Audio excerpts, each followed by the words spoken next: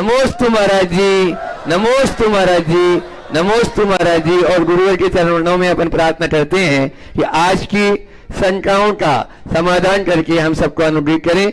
और इसी शंका समाधान के जो कि आज बेरखेड़ी के इस प्रांगण में, विद्यालय के प्रांगण से यहाँ यह प्रसारण हो रहा है, आप लोग सभी यहाँ पर बैठकर बहुत शांति के साथ में यह आज का शंका समाधान अपन पूज्य महाराज श्री के चरणों में अपन प्रश्न रखेंगे और उनका समाधान पूज्य महाराज श्री से पाएंगे। आज के प्रथम प्रश्न के लिए मैं आमंत्रित कर रहा हूँ हमारे बीच में बुराईतन के प्रचार मंत्री भोपाल से अनुभव जी सराफ अपनी पूरी टीम के साथ में यहाँ पर है। आ जाए रवि मड़ भैया, सभी लोग आ जाए, अनुभव भैया, राजेश जी और योगेश जी, वंदना, संजय भैया, हाँ राजेश भैया प्रश्न भी रखे हैं पूज्य महाराज श्री चरणों में। नमोस्तु भगवान।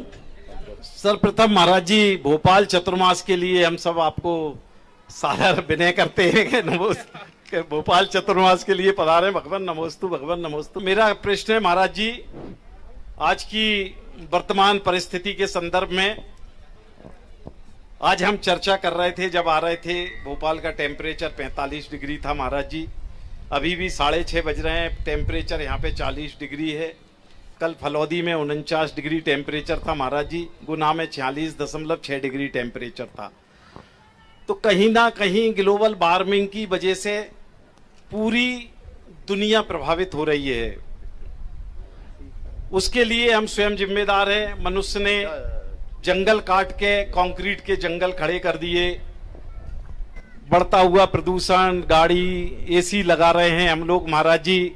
तो निश्चित रूप से इससे पूरी दुनिया प्रभावित हो रही है और दुनिया प्रभावित होने का सबसे बड़ा इकोनॉमी पे असर पड़ रहा है महाराज जी। इसके वर्किंग आवर्स, विशेष रूप से जो मजदूर हैं या जो काम करने वाले हैं, उनके वर्किंग आवर्स कम हो रहे हैं। जीवन का जो तौर तरीका है पूरी तरह से एकदम सुविधावादी होता जा रहा है और इन सुविधाओं के उपभोग के चक्कर में इस तरह की समस्याएं आ रही। पहले एयर कंडीशन कोई ही लगाता था कि अधिक से अधिक वृक्ष लगाए, वैयक्तिक स्तर पर भी, सामाजिक स्तर पर भी और शासन प्रशासन के स्तर पर भी। और न केवल वृक्षारोपण हो अपितु उनका संरक्षण भी हो। इसके बिना हम अपनी प्रकृति को किसी भी स्थिति में नहीं संभाल पाएंगे और आने वाली पीढ़ियां हमें कभी माफ नहीं कर सकेगी। इसलिए अपने आप हम अगर स्थित रहना चाहते हैं तो इस तरह की समस्याओं के प्रति गंभीर होना बहुत जरूरी। अगला प्रश्न संजय जी कर रहे हैं, मनोज जी जैन कटनी और अपने सतना से अरियंत भाई बिट्टू सतना जो शिरोमणि संरक्षक। नमोस्तु महाराज श्री, नमोस्तु। जीव विज्ञान पढ़ा, रसायन शास्त्र पढ़ा, भौतिक विज्ञान पढ़ा। अब महाराज श्री मुझे ये बताइए कि भाव विज्ञान कैसे पढ़ा जाए या कैसे समझा जाए? और भाव विज्ञान केवल पढ़ने से नहीं सीखा जा सकता। भाव विज्ञान स्वयं के अंतः निरीक्षण से संभव है। हम अपना अंतः निरीक्षण करने का अभ्यास करें, गहन ध्यान की साधना का अभ्यास करें, भाव विज्ञान। नमस्ते महाराज श्री। हाँ, मनोज जी जैन कटनी और उसके बाद में अरियंत जी बिट्टू सतना तैयार रहेंगे। गुरुवर के चरणों में बारंबार नमस्ते। दिमाग में कभी कभी ये चीज आती है, धर्म क्या है? क्योंकि कई लोग बोलते हैं धर्म दान, धर्म पूजा, धर्म ध्यान की सबसे सरलतम परिभाषा यही है कि धर्म वही है जहाँ अधर्म ना। अधर्म से बचना ही धर्म है। जितनी भी हम धार्मिक क्रियाएं करते हैं वो धर्म का बाहरी रूप है। धर्म का असली रूप हमारे परिणामों की निर्मलता है। अपने परिणामों की निर्मलता को बनाए रखने के लिए अरियंत जी जैन बिट्टू सतना, उसके बाद में संतोष जी बिलेरा सागर। महाराज श्री के चरणों में त्रिबार नमोस्तु नमोस्तु नमोस्तु। सारे चुल्लक महाराज जी के चरणों में एक छामी। महाराज श्री, अभी अगर आपको पता लग जाए कि इसका कोई इलाज नहीं है तो इस स्थिति में परिवारजन और उस व्यक्ति को कैसे समझाया जाए? कृपया मार्गदर्शन दीजिए। देखिए, कैंसर एक बहुत गंभीर बीमारी है और ये बहुत तेजी से बढ़ रही। आए दिन चाहे जिसके कैंसर के समाचार मिलते हैं। तो सबसे पहला तो हम लोगों को ये प्रयास करना चाहिए कि लोगों में इतनी जागरूकता हो कि वे ऐसी बीमारी के कारणों की समीक्षा करें और उनसे बचें। कैंसर के कारण में आज सबसे बड़ा जो कारण है वो रासायनिक खाद, केमिकल्स और पेस्टिसाइड कीटनाशकों का प्रयोग। आज चाहे आप फल खाएं, सब्जियां खाएं या अनाज खाएं, सब जहरीले हैं। अगर दूसरे शब्दों में कहूं तो आप इनके साथ जहर खा रहे और वो दुष्प्रभाव हम सबके शरीर पर पड़ता है। बहुत सारे लोग जिनका खान पान बहुत सात्विक है वो भी कैंसर से ग्रसित हो जाते हैं, तो ये चीज़ें गंभीर और चिंतनीय बन जाती है। तो इसलिए इन सब चीज़ों पर विचार करना चाहिए और हमें अपने खान पान पर शुद्धि का ध्यान रखना चाहिए, जैविक खेती को प्रोत्साहन देना चाहिए और आप भी रसायन मुक्त खाद्य पदार्थ, चाहे फल हो, सब्जी हो, अनाज हो, उनका सेवन करिए। और आप करिएगा तब आप साधु संतों को भी दे पाइएगा। आप लोग बोल तो देते मन शुद्धि, वचन शुद्धि, काय शुद्धि, आहार जल शुद्ध है, जिसमें जहर मिला वो भी शुद्ध है। मैं ये तो नहीं कहूँगा कि आप लोग जहर खिलाते हो, पर ये बात सही है जो अपने खाने खिलाने में आ रहा उसमें वो जहरीला है, जो जानलेवा साबित हो रहा है। माँ के दूध में भी डीटीटी का परसेंटेज आना इस बात की गंभीरता का द्योतक है। इसलिए इसके प्रति बहुत व्यापकता और गंभीरता से विचार करना चाहिए। रहा सवाल, अगर किसी की अल्प उम्र में ऐसी गंभीर बीमारी हो जाए और जिसका इलाज की कोई संभावना ना हो, तो हमें चाहिए इसकी अनिवार्यता को पहचाने और इसे नियति का विधान मानकर स्वीकार करें, क्योंकि हमारे रोने धोने से तो घटनाएं टलती नहीं, शोक करने से समस्याएं मिटती नहीं। आत्मबोध जगाकर हम ये भाव नहीं संभाल पाए तो परभाव को सुधारने का प्रयत्न करना चाहिए। शरीर का मोह छोड़कर आत्महित का उद्यम करना चाहिए और बहुत लोगों ने किया भी है और उसके बहुत अच्छे परिणाम भी हैं। नमोस्तु महाराज। संतोषी जैन बिलेरा, ट्रस्टी गुणायतन, उसके बाद में तैयार रहेंगे Ashish ji Jain, assistant director finance, साथ में मुकेश भी सागर। हाँ, मुकेश जी ढाना भी उनके साथ में आ जाए, अजय लंबरदार भी आ जाए, सागर वाले सब आ जाओ एक साथ, सागर वाले अजय लंबरदार जी भी आ जाए। सबको आ जाने दो भैया, सबका चेहरा फोकस कर लो, सभी निपटेंगे सब। पराग, हाँ चलो ठीक है, चलेगा। मेरा प्रश्न ये है महाराज जी, कहते हैं कि सत्य प्रताड़ित हो सकता है, पराजित नहीं, लेकिन आज वर्तमान में ये स्थिति है कि झूठों का बोलबाला है और सत्य एक किनारे पर पड़ा है। आपका इस संदर्भ में क्या मानना है, कृपया अपना।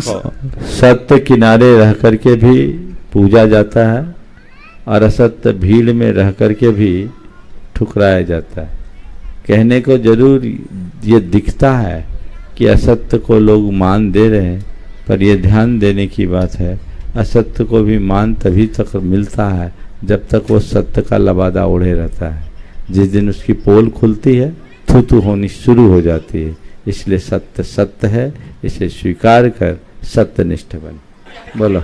उसके बाद में तैयार रहे, परिवार, पूरा परिवार एक जगह हो जाए। नमोस्तु महाराज श्री।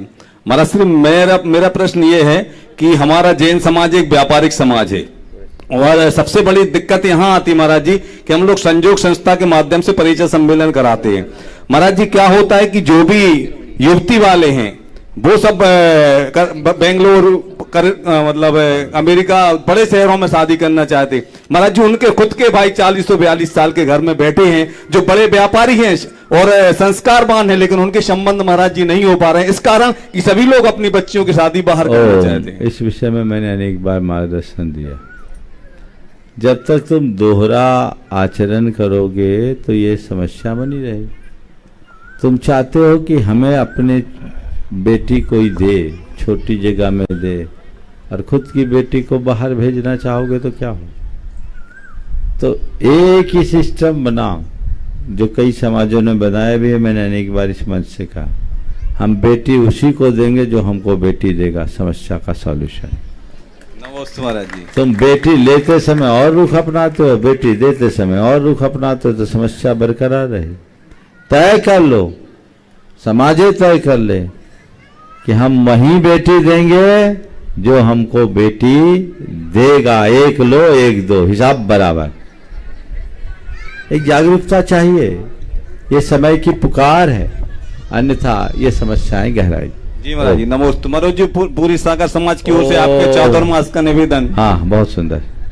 आशीष जैन जरुआखेड़ा फाइनेंस मिनिस्टर, और उसके बाद में मिनिस्टर नहीं, फाइनेंस असिस्टेंट डायरेक्टर फाइनेंस वित्त विभाग में मध्य प्रदेश शासन में। हाँ बोलो। और उनके परिवार से 2 दीदियां जी को बहुत प्रतिभा इच्छा स्थली में भी हैं, ऐसे आशीष जी जैन प्रश्न कर रहे हैं। उसके बाद में राजेंद्र जी सिंगई सेंट्रल बैंक के मैनेजर सागर तैयार रहेंगे। महाराज जी कहते हैं कि हमें अपनी सोच और अपने लक्ष्य को बड़ा रखना चाहिए, लेकिन जब हम अपने लक्ष्य को बड़ा रखते हैं तो महाराज जी हमें इसमें बहुत बड़ी बड़ी कठिनाइयां भी आती हैं और असफलता के चांस भी अधिक रहते हैं। तो महाराज जी ऐसी स्थिति में हमें क्या करना चाहिए? नमस्ते। बड़े लक्ष्य, हम जब ज्यादा बड़ा लक्ष्य बना लेते हैं तो असफलता की संभावनाएं होती। बिल्कुल मैं कहूँगा एक एक करके 100 सीढ़ी चढ़ो, 1000 सीढ़ी चढ़ो, एक साथ 100 सीढ़ी चढ़ने की आदत से बच जाओ। और एक बड़ा लक्ष्य हो उसको कई छोटे लक्ष्यों में बांट दो और चरणबद्ध तरीके से चलो, तुम बड़े से बड़े लक्ष्य को प्राप्त कर लो। जैसे शिखर जी का पहाड़ कभी चढ़े हो तो उसका अनुभव होगा। पहाड़ चढ़ो तो अभी मुझे कहाँ तक चढ़ना है, तो ऊपर काठ पुल तक जाना है, फिर गंधर्व नाला तक जाना, फिर शीतल नाला, फिर चोपड़ा कुंड, फिर ऊपर जाके गंधर टोक, फिर मुनिशुव्रत, फिर चंद्रप्रभ, फिर जल मंदिर, फिर पारसनाथ। अपने आप आपकी यात्रा सरल हो जाती होती है ना। तो जब मनुष्य एक बड़े लक्ष्य को अनेक छोटे लक्ष्यों में बांटना शुरू करता है तो उसके मन में उत्साह भी बनता है, हताशा से बचता है और अपने लक्ष्य पूर्ति में समर्थ हो जाता है। नमस्ते महाराज श्री। राजेंद्र जी सिंगई सागर, और उसके बाद में जिनका नाम आगे मैं बोल देता हूं वो भी खड़े हो जाएं ताकि माइक वहां तक पहुंच जाए और समय भी बचे। उसके बाद में तैयार रहेंगे राजेश जी जैन पूना और उनके साथ में विदिशा, अलग अलग राजेश जी जैन पूना तैयार रहेंगे। मुनिश्री नमोस्तु। मुनिश्री, मैंने आपके जितने भी प्रवचन सुने हैं और आज भी मैं सुन रहा था तो मुझे ऐसा लगा, मतलब विनायक जितने महाराज जी होते हैं उसमें आपका ज्ञान अप टू डेट है। किसी महाराज जी को अप टू डेट बोलना ऐसे, मतलब हम लोग अब ड्रेस से माने जाते हैं अप टू डेट, आप ज्ञान से अप टू डेट हैं। मेरा नमोस्तु। महाराज जी, चूंकि मैंने आपसे बोला है कि आपको हर चीज का ज्ञान है, आपने सुना होगा कि बहुत से टीवी सीरियल चलते हैं जो पारिवारिक राजनीति सिखाते हैं। महिलाएं यहाँ बैठी हैं, सबने देखा होगा, सास भी कभी बहू थी, घर घर की कहानी वगैरह।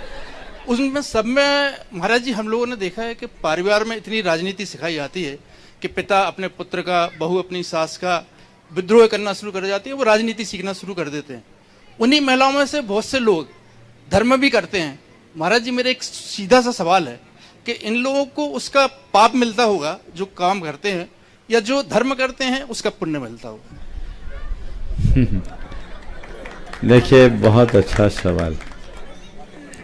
मेरा स्पष्ट मंतव्य है कि धर्म कोई क्रिया नहीं, भाव है। समझे? हम अगर अपने भावों में विकृति रख रहे हैं और धर्म की क्रियाएं कर भी रहे हैं तो भी हम धर्मी कहलाने के अधिकारी नहीं हैं, भले लोग हमें धर्मी कहें, क्योंकि अभी अंदर ज्योति जली ही नहीं।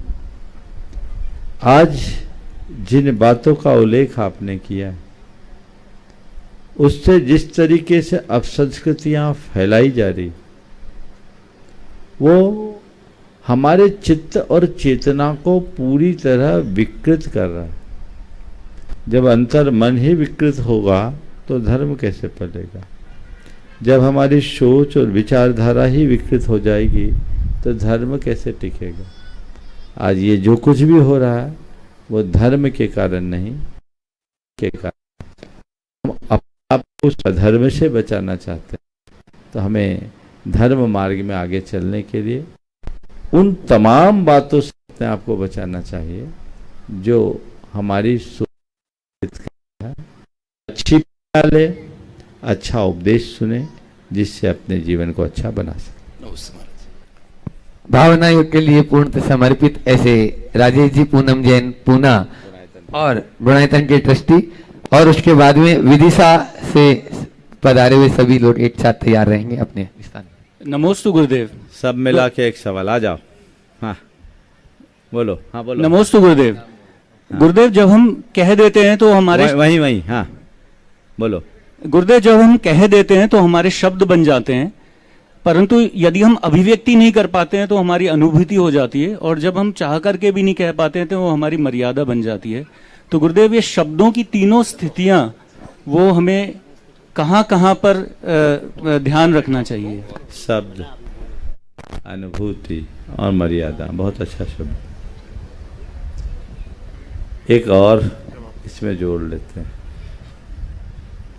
कह देते हैं तो शब्द है, मौन रहते हैं तो अनुभूति, कह नहीं चाह करके भी नहीं कहते हैं तो मर्यादा, और चाहते हुए भी नहीं कह पाते हैं तो मजबूरी। चार हो गई व्यवस्था। चार अच्छा होता है गुरुदेव। तो जो प्रकट हो गया वो शब्द है, और जो अंदर उतर गया वो मौन।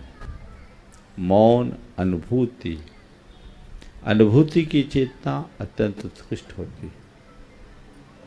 जब किसी दूसरे तक अपनी बात पहुंचानी है तो अभिव्यक्ति चाहिए, और जब उसका आनंद लेना है तो अनुभूति चाहिए।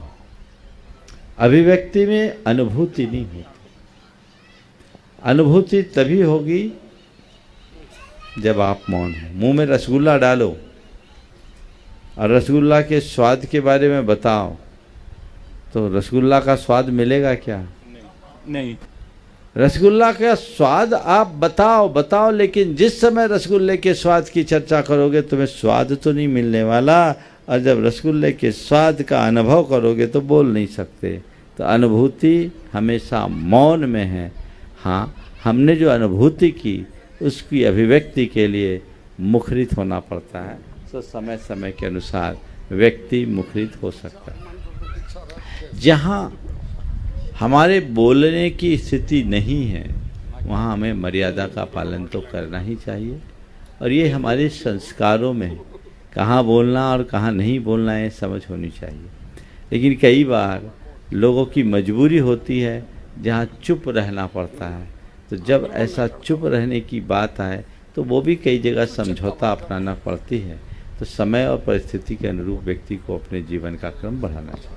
नमस्ते गुरुदेव। विदिशा से आज अपने बीच में हैं सचिन जी सराफ, शैलेंद्र जी एडवोकेट, अशोक जी सिंगई, शिशिर जी जैन और अन्य और भी जो भक्त लोग सब हाँ। एक प्रश्न पूज्य महाराज श्री देवी श्री चरणों में। नमोस्तु महाराज। बोलो प्रमाण सागर जी महाराज की। महाराज, हमारा प्रश्न सीधा साधा है कि मानसिक वैयावृत्ति और शारीरिक वैयावृत्ति में क्या अंतर है? देखो, हाथ पांव दबाने का मतलब है शारीरिक वैयावृत्ति, और मन को गुदगुदा देने का मतलब है मानसिक वैयावृत्ति। चलो आगे। हाँ। सभी लोगों से निवेदन है कि विदिशा में पंचकल्याणक में आप लोग सादर आमंत्रित हैं। नमोस्तु नमोस्तु नमोस्तु। हाँ, राजेश जी जैन अध्यक्ष राहतगढ़, चंचल जी जैन पूरे परिवार के साथ में अपना प्रश्न पूज्य महाराज श्री चरणों में रखेंगे, और उसके बाद में तैयार रहेंगे सुरभि जैन सागर। हे गुरुवर, हम सभी राहतगढ़ की बालिका मंडल बहनों की तरफ से आपको बारंबार नमोस्तु नमोस्तु नमोस्तु। हे गुरुवर, हम बहनें जो उच्च शिक्षित हैं और नौकरी करना पसंद नहीं करते हैं, तो हम सभी बहनें अपनी उच्च शिक्षा का उपयोग अपने परिवार और समाज के हित के लिए कैसे कर सकते हैं? बहनों का सुशिक्षित होना बहुत अच्छी बात है, और उच्च शिक्षा और अच्छी बात है। और नौकरी करना पसंद नहीं है, मेरी पसंद का विषय है। पर नौकरी नहीं कर सकते तो चिंता मत करो, नौकरी दे तो सकते हैं। इस लायक बनो कि लोगों को नौकरी दें। अपनी प्रतिभा को सही दिशा में नियोजित करो। घर परिवार के जिम्मेदारियों के पालन के साथ साथ जितना बन सको अच्छा काम करो, और आजकल तो घर बैठे भी बहुत सारे अवसर वैसा काम करके आगे बढ़ा जा सकता हो। अरिहंत जी जैन बड़वानी पूरे बिहार टीम के साथ अपना प्रश्न रख रहे हैं पूज्य महाराज श्री चरणों में, और उसके बाद में सुरभि जैन सागर तैयार रहेंगे। महाराज जी नमोस्तु नमोस्तु नमोस्तु। महाराज जी, हमारे पास जीवन में बहुत सारे रिश्ते हैं, डिग्रियां हैं, पैसे हैं, घर है, व्यवसाय है, नौकर चाकर है, सारे सुख साधन है, धर्म करने के समय भी है और समझ भी है, पर मन में शांति नहीं है महाराज जी। सब कुछ और पाने की लालसा है, तो महाराज जी सफलता की परिभाषा क्या और जीवन सफल कब माना जाएगा? सब कुछ है पर शांति नहीं, इसलिए कि सब कुछ पाने की लालसा है। जब तक लालसा होगी तब तक शांति कहाँ से मिलेगी? दरअसल ये लालसा ही तो अशांति का मूल है। तो अपने अंदर स्थायी शांति चाहते हैं तो लालसा को मिटाना हो। लालसा मुक्त जीवन ही हमें पूर्ण शांति दे सकता है। आपने पूछा है सफलता की असली परिभाषा क्या है? मैं कहूँगा सच्ची सफलता वही है जो मन को प्रसन्नता से भर दे। जिसमें पूर्ण प्रसन्नता है वही सफलता है, और जिसमें असंतुष्टि वो विफलता है। सुरभि जैन सागर के बाद में श्रीमती संध्या दिवाकर राहतगढ़ तैयार रहेंगे। महाराज जी के चरणों में त्रिवार नमोस्तु नमोस्तु। महाराज श्री, महाराज श्री, मेरा प्रश्न ये है कि हम सब जानते हैं और हम मानते भी हैं, मुनि को नमन भी करते हैं, लेकिन फिर भी अगर हमें मुनि के दर्शन नहीं हो पाते तो हमारे मन में बहुत विकल्प आता है कि हम इतनी दूर से दर्शन के लिए आए, महाराज श्री ने हमें नहीं देखा, हमें आशीर्वाद नहीं दिया, तो इसके लिए हमारे मन में बहुत सारे विकल्प आ जाते हैं। देखो, ये विकल्प तो बहुतों को आता होगा, पर इसका कोई सॉल्यूशन नहीं। इसलिए नहीं है, मुझसे तो बहुतों को शिकायत रहती है, हालांकि फिर भी मैं कोशिश करता हूँ। सुनो ध्यान से, बहुतों को शिकायत रहती है, मैं कोशिश करता हूँ, लेकिन ये प्रैक्टिकल है क्या? दिन भर हजारों आदमी को आशीर्वाद देना। और ये बताओ, हम आशीर्वाद बांटने के लिए साधु बने हैं कि अपना काम करने के लिए? सुनो, पूरी बात सुनो। तो पहली बात कि आप कहीं भी किसी भी साधु के दर्शन करने के लिए जाइए तो पहले उनकी शेड्यूल को पता कीजिए, उनका दैनिक कार्यक्रम कैसा चलता है, कब वो सबके लिए सुलभ है तब जाइए, और फिर आशीर्वाद न मिले तो बोलिए। और इसलिए हमने तो बहुत अच्छा सॉल्यूशन निकाला है। शंका समाधान शुरू होने के पहले सबको आशीर्वाद देते हैं कि नहीं देते हैं? मिला कि नहीं मिला? एक बार और ले लो। सबको, जो यहाँ उपस्थित है उनको भी, जो नहीं आ पाए उनको भी। अब फिर शिकायत क्यों? आपको हमने देख भी लिया, आपने भी हमें देख लिया और आशीर्वाद भी दे दिया, और थोड़ी देर के लिए नहीं, पूरे 1 घंटे के लिए भरपूर लीजिए ना थोक में। महाराज ये तो ठीक है, पर थोड़ा पास से चाहिए। तो पास से चाहिए तो परमानेंट पास में आने का पास बना लीजिए। रास्ता क्या है, प्रैक्टिकल क्या है, ये सोचो। सवाल तुम्हारा नहीं, तुम्हारे जैसे बहुतों का है, और उनको तकलीफ होती होगी, और मैं उनकी तकलीफ को समझता हूँ। लेकिन आप सब पढ़े लिखे हो, किसी भी व्यक्ति विशेष से मिलने जाते हो आप, तो आप उनसे टाइम लेकर जाते हो कि चाहे जब उनके चैम्बर में घुस जाते हो? हाँ, तो सबके टाइम का महत्व है। महाराज तो फ्री है, इसीलिए महाराज मैंने बैठे कि आपको आशीर्वाद ही बांटते रहे। थोड़ा ये भी सोचना चाहिए, तुम्हारे माध्यम से ये संदेश मैं सब भक्तों तक पहुंचाना चाहता हूं, और वो जब कभी आए तो इसी प्रकार विचार बना कर आए तो सर्वोत्तम होगा, और तभी रास्ता प्रशस्त होगा। एक ही अभी अनुकूलता नहीं। संध्या प्रदीप दिवाकर जो गुणायतन के ट्रस्टी भी हैं राहतगढ़ से, और उसके बाद में आज बेगमगंज से बहुत सारे लोग यहाँ पर उपस्थित है। सबको तो हम खड़ा नहीं करेंगे, लेकिन पीएस परिवार जो है उनके साथ में। पूर्णता श्री प्रमाण सागर महाराज की जय, समस्त मुनि संघ की जय। महाराज श्री, एक सिक्के के 2 पहलू होते हैं, एक सुख है तो दूसरा दुख है। सुख में तो हम लोग खुशी मनाते हैं और दुख में हम दुखी हो जाते हैं। महाराज श्री हम ऐसा क्या करें कि दुख में भी हम अपनी खुशी प्रकट कर सकते हैं। सुख में खुशी मनाते हैं, दुख में भी हम खुशी मनाएं, उसके लिए क्या करें? सुख दुख दोनों को भाई भाई मान के स्वीकार लो। दोनों सगे भाई हैं, सुख भी और दुख भी दोनों कर्म की संतान है, इसलिए इसको ध्यान में रख के चलो तो स्वीकार लेंगे। चलिए आगे। बेगमगंज की युवा टीम भी आ जाओ, एक सवाल वो भी अभिषेक करें। भाई पीएस परिवार अपना निवेदन भी पूरे बेगमगंज समाज की ओर से रख रहे हैं और साथ में ही वे प्रश्न भी कर रहे हैं और युवा मंडल भी एक प्रश्न करेंगे, तो युवा मंडल साथ में वो भी खड़े हो जाए, सारा युवा मंडल एक जगह खड़े हो जाए और समाज। परम पूज्य आचार्य भगवंशी विद्यासागर महिलाएं भी महाराज जी की जय। परम पूज्य 108 प्रमाण सागर जी महाराज की जय।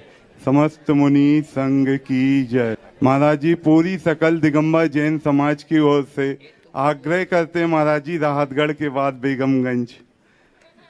महाराज जी 30 साल हो गए महाराज जी, बहुत अखियां तरस रही हैं बेगमगंज की। चलो बहुत सुंदर। महाराज जी मेरा प्रश्न ये है कि महाराज जी जब हम लोगों को आचार्य श्री की याद आती तो हम लोग दुखी हो जाते हैं, आपको आती तो आप क्या करते? हम लोगों को जब भी गुरुदेव की याद आती है ना, तो हम आंखें बंद करके अपने अंदर झांकते, उनके दर्शन हो जाते हैं। समझ गए? और वही हमारे पास रास्ता है।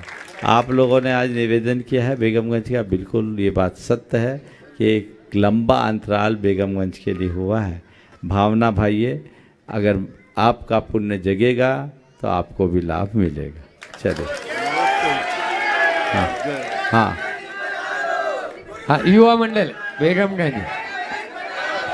हाँ एक कोई नहीं लगा। सवाल, केवल एक सवाल।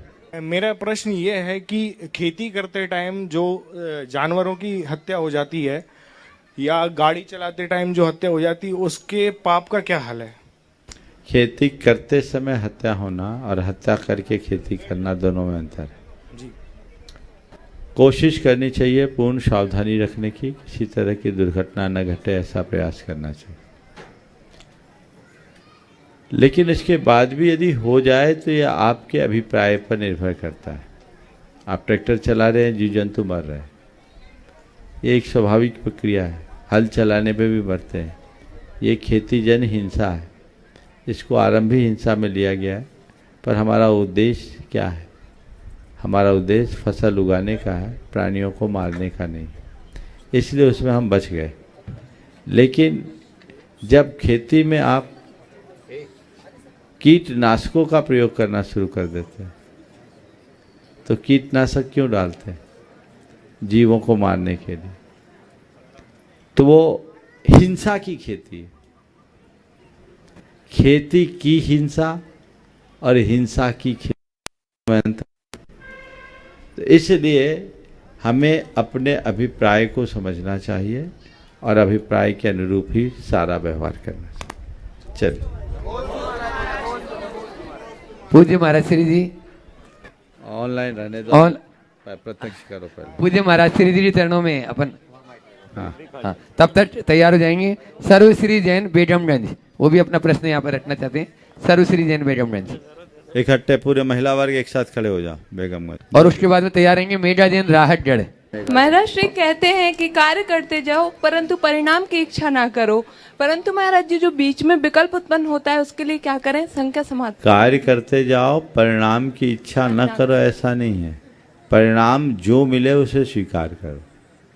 और हमेशा एक बात को ध्यान में रखो, मेरे हाथ में प्रयत्न है, परिणाम नहीं। जो मेरे हाथ में वो मैं करूं और जो मिला है उसे अपना भाग्य मानकर स्वीकार करो। विकल्प शांत होंगे। महाराज जी चौधरी अर्पित जी, अशोक कुमार जी जैन राहतगढ़, और उसके बाद में अपन महाराज श्री जी से निवेदन करेंगे। एक साथ आ जाओ। महाराज जी संपूर्ण जैन समाज राहतगढ़ की ओर से नमोस्तु नमोस्तु नमोस्तु।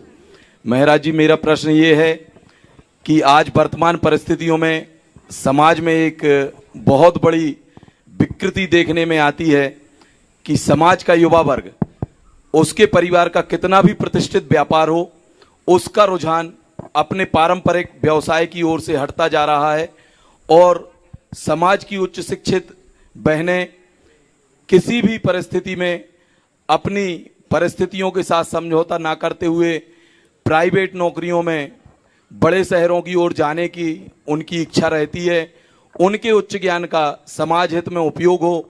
और महाराज जी एक प्रश्न ये है कि सुबह श्री जी का अभिषेक करते समय कुछ लोग अभिषेक के समय देर से पहुंचते हैं, तो वो लोग पहुंचकर जब श्री जी को हम उच्चासन पर विराजमान कर देते हैं उसके बाद भी श्री जी के चरण छूते हैं, जिसमें कुछ लोगों को विकल्प होता है। देखो, जो पहला सवाल है इससे के मिलता जुलता सवाल पहले आ चुका जी। सवाल तुमने जो कहा कि पारंपरिक व्यवसाय से विमुख होकर नए लाइन पर चलते हैं।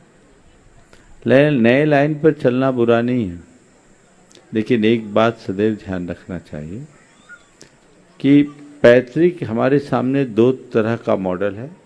एक पैतृक और परंपरागत व्यवसाय का मॉडल और दूसरा नए लाइन पर चलने का मॉडल।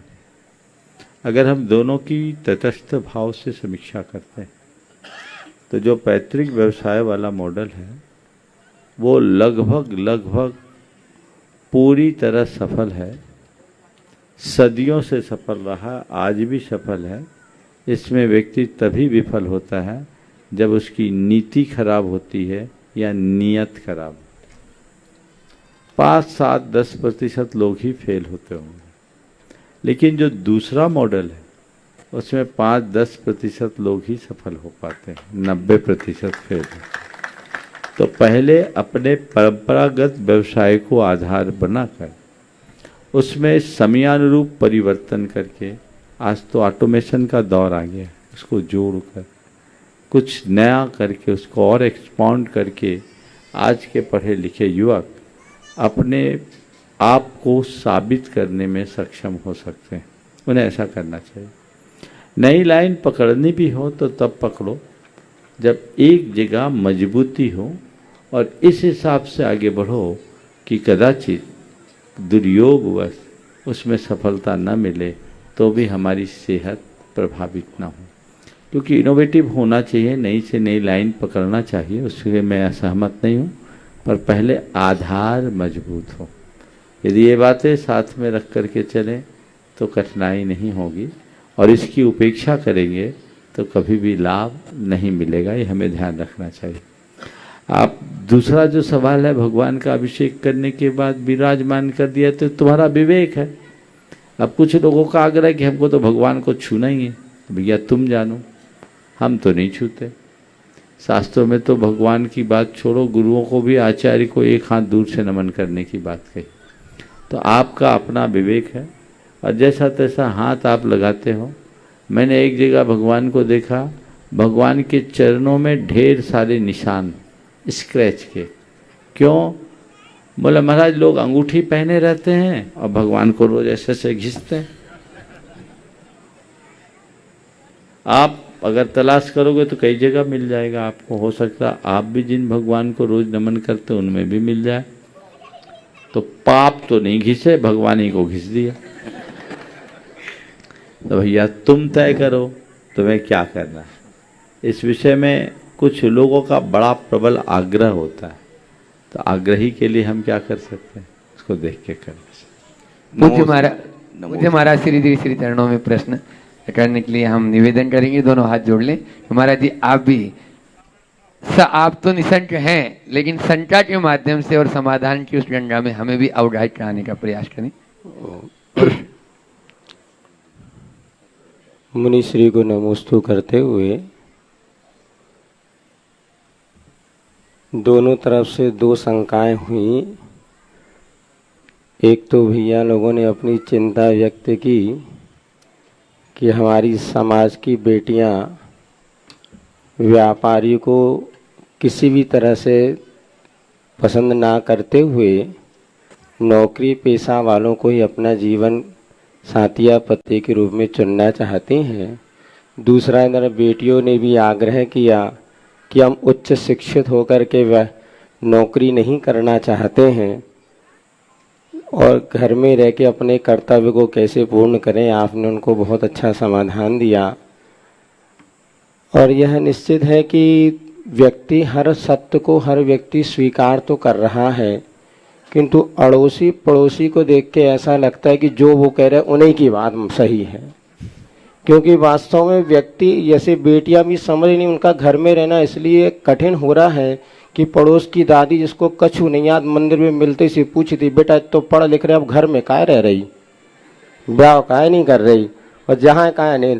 लड़के भी अपना व्यापार संभालने के लिए बाहर से आके करना चाहते हैं, किंतु गांव के कुछ समझदार लोग उनको 50,000 की नौकरी करने के लिए तो प्रशंसनीय आशीर्वाद देते हैं, किंतु गांव में आकर के लाखों का बिजनेस संभाल लें उसके लिए बहुत से लोग उनको जो टोचना देते हैं, उसकी वजह से वो लोग अपने सही पथ पर नहीं चल पाते।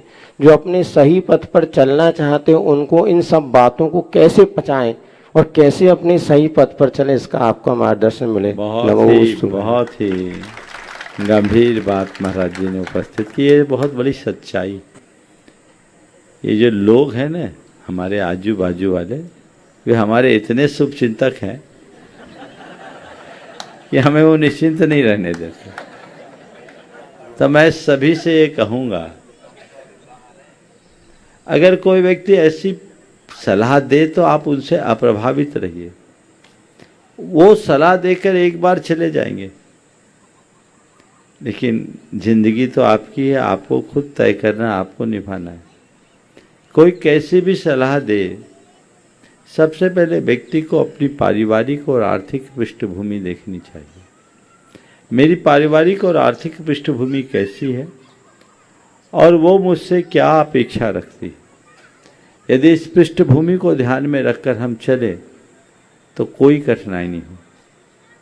और जो लोग इस पृष्ठभूमि को भूलकर आजू बाजू की बातों पर वजन देंगे, उस पर ध्यान देंगे, तो मामला तो बिगड़ना है और बिगड़ ही रहा है। वो तो अपना ज्ञान दे के चले जाएंगे, भुगतना तो आपको। इसलिए वो क्या कह रहे मत करो। अगर एक आपने जैसा कहा ना, एक बिटिया ऐसी पढ़ लिख कर के आई, काफ़ी अच्छा मास्टर्स करके आई और अपने गांव में रही, तो उससे कहा गया कि तुम इतना पढ़ लिख करके गांव में आई, तुम्हारा करियर ख़त्म होगा। उसने बहुत अच्छा जवाब दिया, मैं पढ़ लिख करके गांव में इसलिए आई हूं क्योंकि मैं गांव को पढ़ा सकूं, गांव के लोगों को जोड़ा सकूं। और उसे गांव में अवेयरनेस शुरू किया और मास्टर्स करके आई और वो गांव में लोगों को थोड़ा थोड़ा ज्ञान देना शुरू की और ऑर्गेनिक खेती के लिए लोगों को प्रेरित कर। परिवर्तन ऐसे लोग थोड़े होते हैं। कुछ दिन लोग उनको पागल कह सकते हैं, बाद में वही उसकी प्रशंसा करते हैं कि ये धुनी। हम वहाँ थे अजमेर में, तो एक पढ़ी लिखी बहन बाहर से आकर अजमेर में रह रही और वो क्या कर रही है मालूम, जितने भी लावारिस कुत्ते हैं उनका पालन कर रही। ये भी एक सोच। तो व्यक्ति को अगर कोई काम करना है तो वो कर सकते हैं अपनी सोच के बल पर और अपने निर्णयों के बल पर। तो यदि कोई आपसे कहता है तो आपने अगर कोई अच्छा निर्णय लिया है तो मजबूती से उसका जवाब दो। वो हम क्यों नहीं कर सकते? अगर आप पढ़ लिख कर आए हैं और आपसे कहा जा रहा भैया तुम यहाँ कहाँ गांव में फंसे शहर में जाओ, तो उनको आप ये बोल दो कि हम आनंद का जीवन जीना चाहते हैं, अवसाद का नहीं। गांव में आनंद है, शहर में अवसाद। हमें अपने तरीके से जीने दीजिए।